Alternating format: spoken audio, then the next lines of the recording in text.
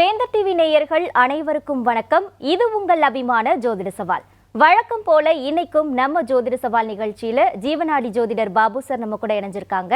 ஒவ்வொரு வாரமும் நிறைய கேள்விகள் கேட்டுட்டு இருக்கோம். அந்த வகையில இன்னைக்கும் நிறைய கேள்விகள் கேட்க போறோம். அதுக்கு முன்னாடி சார் நிகழ்ச்சிக்கு வரவேற்போம். வணக்கம் சார். வணக்கம். வணக்கம் வேந்தர் டிவி நேயர்களும் கோடான கோடி ரசிகர்களும் இன்னைக்காக நான் சொல்ல பார்ப்போம். Okay sir. ஸோ முதல் கேள்வி என்ன அப்படின்னா, அமெரிக்க அதிபர் ட்ரம்ப்புக்கும் இந்திய பிரதமர் நரேந்திர மோடி அவர்களுக்கும் இடையே இருக்கக்கூடிய அந்த நட்புறவை வலுப்படுத்தும் விதமாக சீக்கிரமே ஒரு வர்த்தக ஒப்பந்தம் மேற்கொள்ளப்படும் அப்படின்ற ஒரு அறிவிப்பு வெளியாகி இருக்கிறது. இந்தியாவை பொறுத்த வரைக்கும் இது ஒரு நல்ல செய்தி அப்படின்னே எடுத்துக்கலாம் அப்படின்னு நினைக்கிறேன். ஸோ என்னென்ன மாதிரியான விஷயங்கள் இதனால நடக்கும் சார்?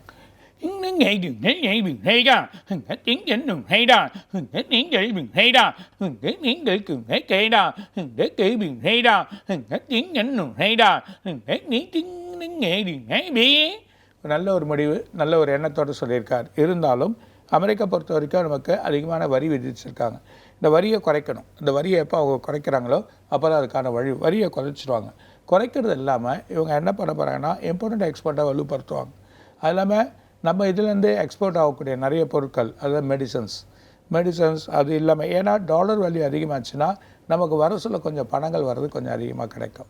ஸோ அதனால் டாலர் வேல்யூ அதிகமாகப்போ நம்ம மணிக்கு ஏற்ற மாதிரியே பண வேல்யூ அதிகமாக கிடைக்கக்கூடிய நிலமை இருக்குது. அதனால் மெடிசன்ஸ், இவி சம்மந்தப்பட்டது, எலக்ட்ரானிக்ஸ், மொபைல்ஸ் இது சம்மந்தப்பட்டதெல்லாம் அதர் கண்ட்ரியில் போகாமல் நம்ம இங்கேருந்து இம்போர்ட் பண்ணிக்கலாம், இல்லைன்னா இங்கேருந்து எக்ஸ்போர்ட் பண்ணிக்கலாம். அந்த மாதிரி ஒரு நிலைமை ஏற்பது. மெடிசன் எக்ஸ்போர்ட்ஸ் நிறைய வழிகள் நம்ம கிடைக்கிறதுக்கான ஒரு பலன்கள் இருக்குது. அது இல்லாமல் வேறு வழியான துறையிலெல்லாம் மாற்றங்கள் ஏற்படுத்துது. ஷேர்ஸில் சில விஷயங்களை மாற்றங்கள் ஏற்படுத்துது. இந்த நிலையை எடுத்துன்னு வரதுக்கு ஆசைப்பட்றாங்க. இது கண்டிப்பாக ஒரு எக்கனாமிக்கு நல்லாயிருக்கும். ஒரு எக்கனாமிக் ஒரு பெரிய மாற்றத்தை ஏற்படுத்தும் நிலைமை இருக்கும். இந்தியாவோட வர்த்தகம், ஏன்னா என்ன தான் பண்ணாலும் மக்கள் தொகை நம்மளுக்கு அதிகமாக இருக்கிறதுனால வர்த்தகங்கள், வாங்கக்கூடிய பொருட்கள், மெட்டீரியல்ஸ், அது இல்லாமல் துணி. இப்போ நம்ம திருப்பூர் எடுத்த வரைக்கும் பனியன், அந்த கிளாத்தில் நிறைய எக்ஸ்போர்ட்டில் நிற்கிது. ஸோ இனிமேட்டு அந்த வர்த்தகங்கள் வரி விதிப்பு குறைஞ்சதுன்னா நிறைய எக்ஸ்போர்ட் ஆகிறதுக்கான வாய்ப்புகள் உண்டு. நிறைய வழிகள் அவங்க எக்ஸ்போர்ட் பண்ண அவங்களுக்கு அந்த மார்க்கெட் பற்றி புரியுது. நிறைய அவங்களுக்கு லாஸ் ஆகுதுன்னு. ஸோ கண்டிப்பாக அந்த எக்ஸ்போர்ட் நமக்கு கிடைக்க போகுது. பல மாற்றங்களை உருவாக்காங்க. இருந்தாலும் அமெரிக்க அதிபரை ரொம்ப நம்ப முடியாது. ஸோ எல்லா பிரச்சனையும் உருவாக்க போகிறாங்க. நிறைய ப்ராப்ளங்களை க்ரியேட் பண்ண போகிறாங்க. நம்ம எப்போ போல் ப்ராசஸ், எப்போ போல் வழி பண்ணுற மாதிரியே மோடிஜி சார் எப்பவுமே ஒரு வழியாக பண்ணுற மாதிரியே பண்ணுவார். அந்த நிலைமை நமக்கு நல்லாயிருக்கும் அப்படின்றத சொல்கிறார். Okay sir. இப்போ ஒரு பக்கம் இந்த வர்த்தக ஒப்பந்தம், இன்னொரு பக்கம் இந்திய ரூபாயின் மதிப்பு குறைஞ்சிருக்கு. ஸோ இது என்ன மாதிரியான பாதிப்புகளை ஏற்படுத்தும் சார்?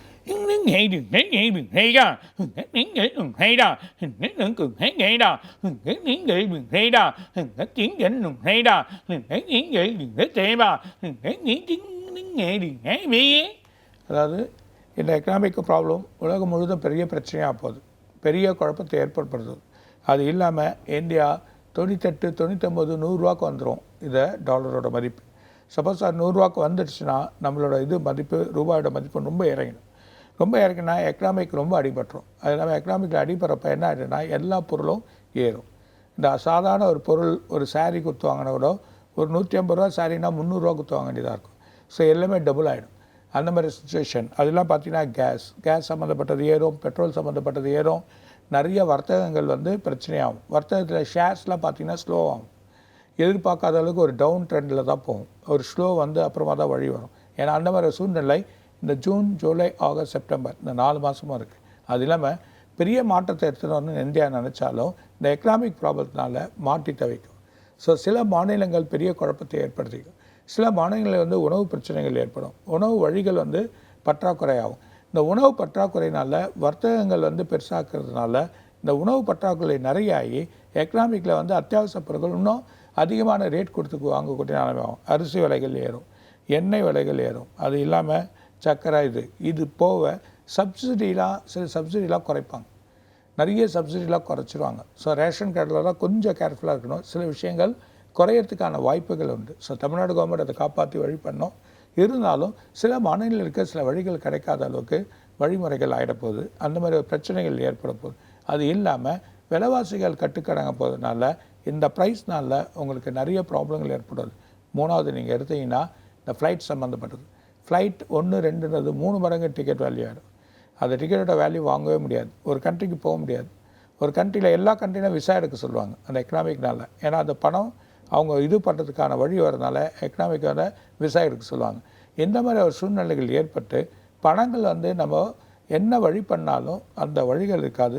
நடுத்தர மக்களும் கீழ்த்தர மக்களும் வாழறதுக்கான வழிகள் இருக்காது. அந்த வாழறதுக்கான வழி வந்து பேலன்ஸ் இல்லாமல் போகும். ஒரு வீட்டில் சேலரின்றது 3 மடங்கு சம்பாதிச்சா தான் அந்த சேலரி வழி. அதனால் என்ன ஆகிடும்னா சாதாரண லேபர் கிடைக்கிறது கஷ்டமாயிடும். லேபர்லாம் அதிகமான இல்லை சேலரி கொடுத்து நம்ம வாங்க வேண்டிய சூழ்நிலையாகும்.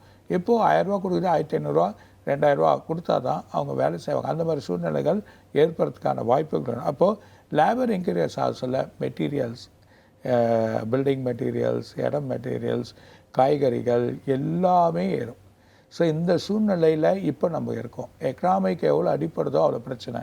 இதனால் என்னென்னா வர்த்தகங்கள் குறையும், மணியோட வேல்யூ குறையும். இதனால் பெரிய வர்த்தகங்கள் வரதெல்லாம் பெரிய பிரச்சனையை ஏற்படுறதுக்கான வாய்ப்புகள் ரொம்ப அதிகமாக இருக்குது.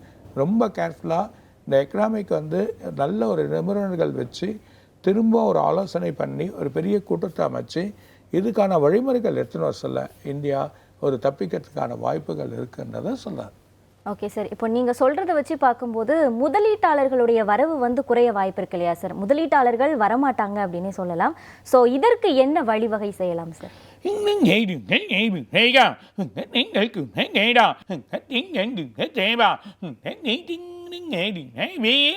இந்த வருஷமே ரொம்ப கடுமையான வருஷம் இந்தியாவுக்கு. ரெண்டாவது, இந்த பெரிய முதலீட்டார் வர்றதுனால பிரச்சனைகள் ஏற்படும். அதனால்தான் அமெரிக்காவோட வர்த்தகத்தையும் வழியும் நம்ம பெருக்கத்துக்கு பார்க்குறோம். அந்த பெரிய முதலீட்டை வரத்துக்கோசம் தான் ஐடியா பண்ணோம். ஆனால் இது கஷ்டம். இப்போ நிறைய பெரிய முதலீட்டார் உள்ளே வரமாட்டாங்க. இதனால் இந்த வருஷம் எண்டில் பார்த்தீங்கன்னா பல லட்சம் கோடி மதிப்பான வழி நமக்கு இழப்பீடு ஏற்படும். இந்த இழப்பீடுனால இதை தாக்கு பிடிக்காத விஷயத்தில் இந்தியா வேறு வர்த்தகத்துக்கு வழியை செய்யும். வேறு வர்த்தகத்துக்கான வழிமுறைகளை எடுத்துன்னு வரும். செயல்பாடுகள் சரியும். நிறைய வண்டிகள் தேக்கமாகும், நிறைய பிஸ்னஸ் வந்து தேக்கமாகிடும், தொழில் வர்த்தகங்கள் இருக்காது, இம்போர்ட் எக்ஸ்போர்ட்டில் நல்லா போயின்னு இருக்கிறது ஷட் டவுன் ஆகும். இந்த மாதிரி நிலைமைகள் ஆகஸ்ட் மாதம் தான் நம்ம பார்க்க போகிறோம். இது மூலிமா நிறைய மக்கள் வந்தோட வேலை வாய்ப்புகள் ரொம்ப கவனமாக இருக்கணும். இந்த வேலை வாய்ப்புகள் பர்டிகுலராக ஐடி செக்டார்ஸ், இந்த ஐடி செக்டாரோட வேலை வாய்ப்புகள் நிறைய போயிடும். நிறைய பேர் வேலை வாய்ப்புகள்லாம் இருப்பாங்க. சாதாரண வேலைக்கு வழிவகக்கூடிய நிலைமை ஏற்படும். இந்த ஏற்பட்ட நிலைமையை நம்ம எக்கனாமிக்கு தான் தூக்கி நிறுத்தணும். இதுக்கான வழிமுறைகள் செயலில் செய்கிறாங்க. இருந்தாலும் உலக நாடே வந்து ஸ்தம்பித்து தான் இருக்கும். ஸோ உலக நாடே ஸ்தம்பித்து போக சொல்ல நம்ம யாருமே இது பண்ண முடியாது. இந்த எதிரொலி பெருசானா 2028 வரைக்கும் நம்ம சஃபர் ஆகும். ஸோ 2028 வரைக்குமே நம்ம அது காரணமே ஜாதக நிதியாக இருக்கக்கூடிய இந்த ராகு. இந்த ராகு தனித்து இருக்குது, சனி வேறு தனித்து ஆகிட்டார். ஸோ சனி தனித்து நிற்கிறதுனால ஒரு பெரிய குழப்பத்தை தான் ஏற்படுத்துவார். அதே மாதிரியா இந்த ராகு வந்து போய் மாறதுனால பெரிய குழப்பத்தை தான் ஏற்படுத்துவார். ஸோ ராகுவோட மாயை தான், இந்த மாயை சக்தி தான், இந்த மாயை இந்த உலகத்தையே மாயை ஆக்குது. நிறைய பேர் இன்வெஸ்ட் பண்ணாதீங்க, நிறைய இன்வெஸ்ட்மெண்ட்டே போகாதீங்க. நிறைய இன்வெஸ்ட்மெண்ட் போனீங்கன்னா பிரச்சனையாகும். ஒரு சேலரியை நம்பி ஒரு இடத்த வாங்குறதோ ஒரு வழி வாங்குறதோ இப்போ வேணாம். எக்கனாமிக் வந்து கொஞ்சம் குறையுது. ஸோ நீங்கள் இந்த வருஷம் செப்டம்பர் அக்டோபர் வரைக்கும் விட்டுடுங்க. நெக்ஸ்ட் டே ஸ்டார்டிங்கில் எதுனாலும் பண்ணுங்கள். அப்படி இல்லைன்னா 2028 தான். அதுதான் நல்லது. வழிமுறையிலும் கற்றுக்கோங்க. நிறைய பேர்கிட்ட எப்படி அது இல்லாமல் நிறைய பேர் ஷேர் வாங்குகிறேன், ஷேரில் இன்வெஸ்ட் பண்ணுறேன், மிகப்பெரிய பணத்தை எல்லாம் இன்வால்வ் பண்ணுறேன், அதெல்லாம் மாட்டாதீங்க. பெரிய இன்வெஸ்டர் வெளியே போகிறாங்க. பெரிய இன்வெஸ்டர் வெளியே போக சொல்ல லட்சக்கணக்கான கோடி பணங்கள் வந்து நமக்கு அடிபட்ட சொல்ல நம்ம ஒரு லெவலில் இருக்கப்போ கீழே இறங்கிடும். ஸோ இந்த இறங்கக்கூடிய நிலைமை இருக்குது. நீங்கள் வேணால் பாருங்கள், ஆகஸ்ட் மாதம் மும்பையோட பங்கு சந்தையோட நிலவரம் பெரிய மோசமான ஒரு நிலைமையில் ஏற்படும் அப்படின்றத சொல்கிறேன்.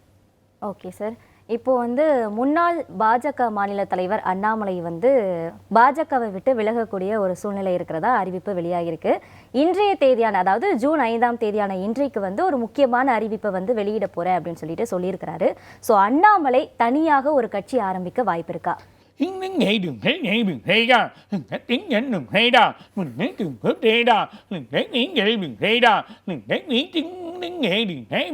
பிஜேபியில் அவர் விட மாட்டாங்க. பிஜேபியோட வலிமை அவங்களுக்கு தெரியும். பிஜேபி அவங்கள விட மாட்டாங்க. ஆனால் சில செயல்கள் மாற்றி தரேன்னு சொல்லுவாங்க.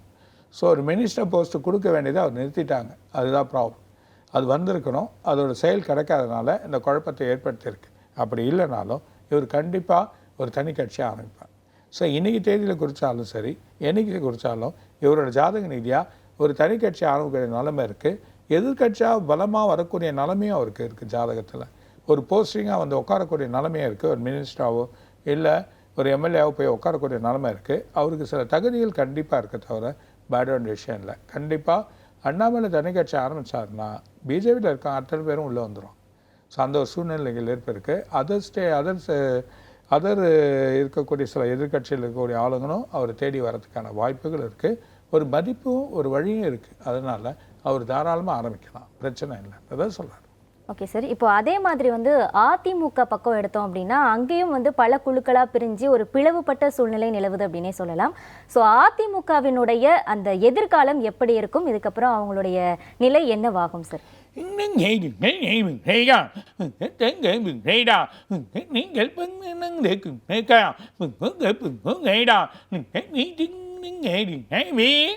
இது உடஞ்சது தான்.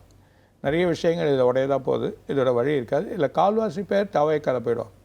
அந்த சூழ்நிலை ஏற்பட போகுது. ஸோ அந்த தவைக்காக்கு போயிட்டாங்கன்னா மிச்சம் இருக்கக்கூடிய ஆளுங்க மட்டும் இந்த கட்சியை வலுப்படுத்தலாம், வழி பண்ணலாம். எல்லாரும் முதலே ஒரு கூட்டாக இருந்து செயல் பண்ணியிருந்தாங்கன்னா இந்த பிரச்சனை வந்திருக்காது.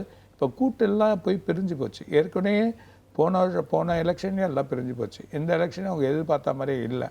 ஸோ வரக்கூடிய காலகட்டத்தில் ரொம்ப கேர்ஃபுல்லாக இருக்கணும். இல்லைன்னா இந்த கட்சியோட கொஞ்சம் மதிப்புத்தன்மைகள் ரொம்ப குறைஞ்சிரும். அந்த ஒரு நிலைமை. அது இல்லாமல் கால்வாசி பேர் வந்து வேறு கட்சியில் போய் சேரத்துக்கான வாய்ப்புகள் அதிகமாக இருக்குன்றதை சொல்லிடுறேன். Okay sir. இப்போ வந்து வெயில், அதாவது கோடை காலம் வந்து முடியக்கூடிய தருவாயில் கூட வெயில் வந்து பயங்கரமாக இருக்குது. 13 நகரங்களில் வந்து 100% தாண்டி வந்து வெயில் பதிவாகியிருக்கு. ஸோ இந்த வெயிலின் தாக்கம் எப்போ குறையும் சார்?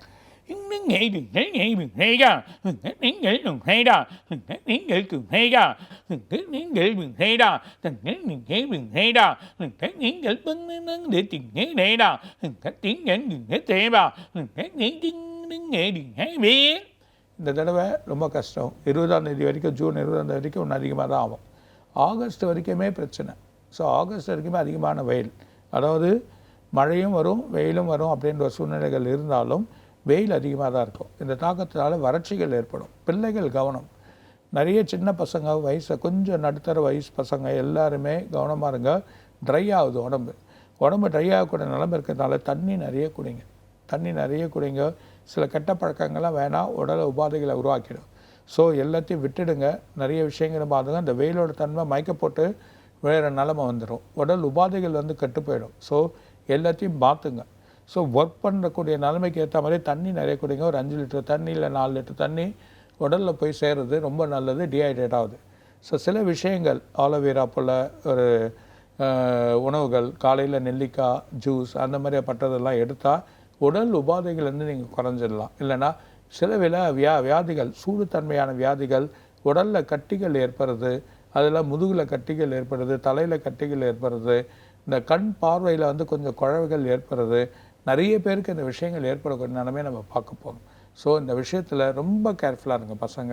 அது இல்லாமல் பிள்ளைகளும் சரி பெண்களும் சரி ரொம்ப கேர்ஃபுல்லாக. பெண்கள் வந்து நிறைய தண்ணி நிறைய எடுத்துன்னு போங்க. கையில் எடுத்து வச்சுக்கோங்க, தண்ணியை குடிங்க. வெயில் காலத்தில் அது வயசானவங்க ரொம்ப சுத்தாதீங்க. ஆபத்துக்கள் நிறைய கூடிய நாட்கள் வந்துன்னு இருக்குது. இந்த நாட்களில் கடந்து போகிறது ரொம்ப நல்லதுன்னு சொல்கிறார். அது இந்த வெயிலோட தாக்கத்தை நீங்கள் கடக்கிறது வழிமுறைகள் எல்லா வேலையிலையும் இருக்க வேண்டியது தான். வேலைக்கு ஏற்ற மாதிரியே உணவே நம்ம எடுத்து சாப்பிட்றது ரொம்ப நல்லதுன்றது. நீர் வறுத்த காய்கறிகள் அதெல்லாம் எடுக்கிறது நல்லது. Okay sir. இப்போ அதே மாதிரி சூப்பர் எல்னினோ அப்படின்னு சொல்லிட்டு சொல்கிறாங்க. சமூக வலைத்தளங்கள்லாம் இது வந்து பரவிட்டு இருக்கு. இந்த சூப்பர் எல்னினோ அப்படின்னா என்ன, இதனுடைய தாக்கம் எப்படி இருக்கும் சார்?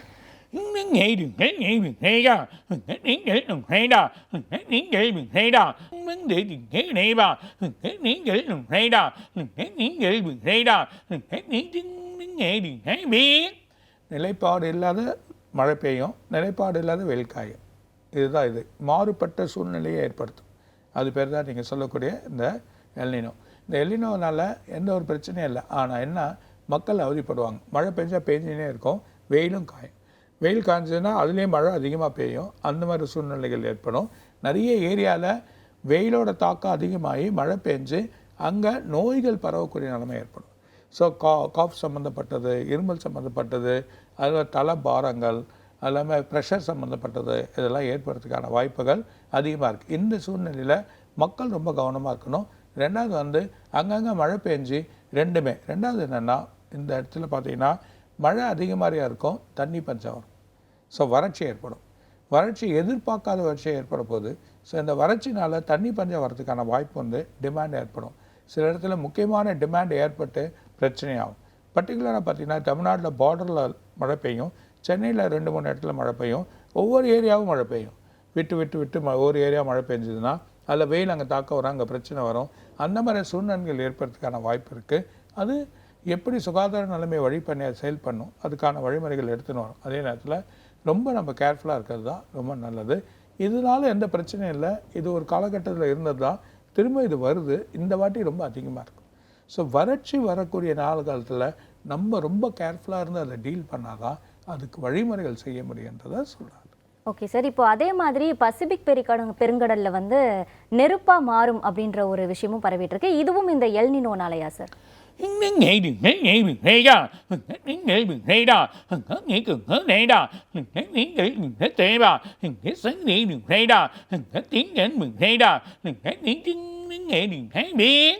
கண்டிப்பாக நீங்கள் ரொம்ப கவனமாக இருக்கணும். இந்த மாதிரியா வறட்சிகள் ஏற்பட சொல்ல கடல் தண்ணி எடுக்க ஆரம்பிப்போம்.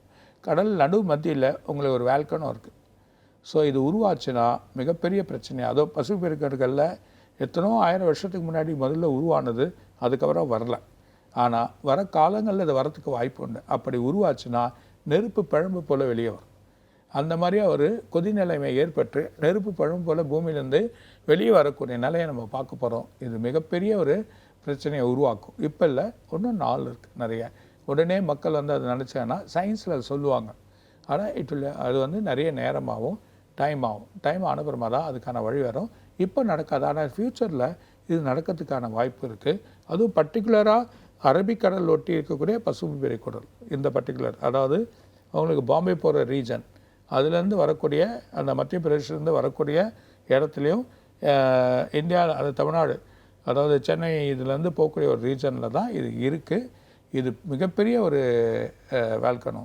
இது வந்ததுன்னா ரொம்ப பிரச்சனையாகவும் நெருப்பு பழம்பு போல் வரதுக்கான வாய்ப்புகள் ரொம்ப அதிகமாக இருக்குன்றது சொல்கிறேன். ஓகே சார், இப்போ கேரளாவில் பருவமழை தொடங்கிருச்சு. தமிழ்நாட்டுக்கு எப்போ பருவமழை தொடங்கும் சார்?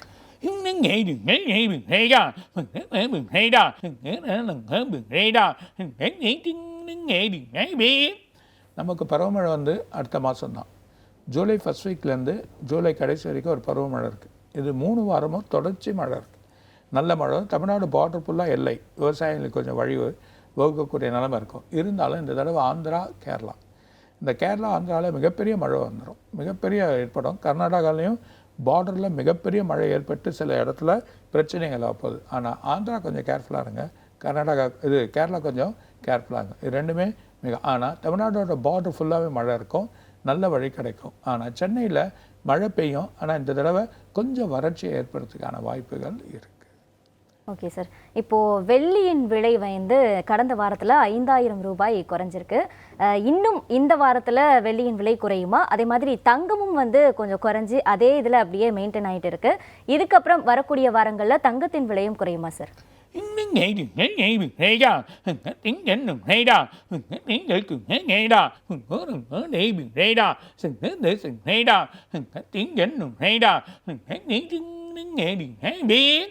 அதாவது வெள்ளி தங்கம் இப்போது டாலர் மதிப்பு ஏற ஆரம்பிச்சிச்சுன்னா கண்டிப்பாக குறைஞ்சிரும். சில அடிமட்ட ரேட்டு வரைக்கும், அதாவது இன்னும் கொஞ்சம் லோவாகி தான் இது ஏறும். ஸோ அடுத்த மாதம் ஃபுல்லாகவே வர்த்தகம் குறையும்.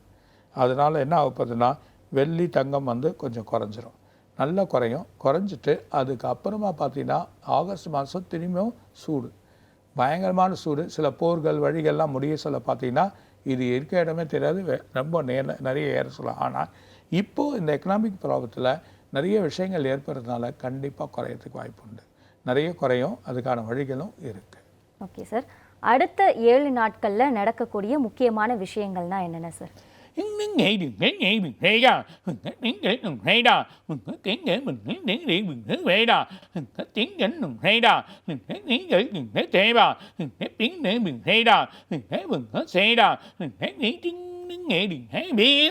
ஒரு முக்கிய மந்திரி, அதாவது மாநிலத்தோட ஒரு முக்கிய மந்திரி மிகப்பெரிய விஷயத்தில் பிரச்சனையாகி ஒரு குழப்பமாக, அந்த குழப்பம் வரது பார்ப்போம். வெளியே போகக்கூடிய நிலைமையை ஏற்படுறதுக்கான வாய்ப்புகள் உண்டு. ஒரு மிகப்பெரிய பள்ளியில் ஒரு பிரச்சனை ஏற்பட போகுது. இந்த பிரச்சனை எதிர்பார்க்காத ஒரு பிரச்சனை ஏற்பட்டு இந்த குழப்பத்தை ஏற்படுற நிலைமை இருக்குது. அது இல்லாமல் மக்கள் நிலையில் பணங்கள் இல்லைன்ற ஒரு பிரச்சனை ஏற்பட போகுது. வழிகள் பார்த்திங்கன்னா ஒரு ரொம்ப குழப்பத்தை ஏற்படுத்தி ஏற்படும். அது எல்லாமே சடனாக இந்த 7 நாளைக்கு அப்புறமா ரேட் ஏறும். நிறைய ரேட் ஏறக்கூடிய நிலைமையை நம்ம எல்லோரும் பார்க்க போகிறோம். இந்த சூழ்நிலையை எல்லாருமே பார்ப்பாங்க. சில பொருட்கள் அத்தியாவசியமாக சடனாக ஏறக்கூடிய நிலைமையும் வந்துடும். இந்த 7 நாட்களில் இந்த பள்ளியில் நடக்கக்கூடிய ஒரு பெரிய பிரச்சனை இருக்கிறத பார்க்க போகிறோம். ஓகே சார், இப்போ கடைசியாக ஒரு ஆன்மீக கேள்வி சார். ஆனி மாதம் வரப்போகுது. இந்த ஆனி மாதத்தில் உச்சம் பெறக்கூடிய 3 ராசிகள் என்னென்ன, எச்சரிக்கையாக இருக்க வேண்டிய 3 ராசிகள் என்னென்ன சார்?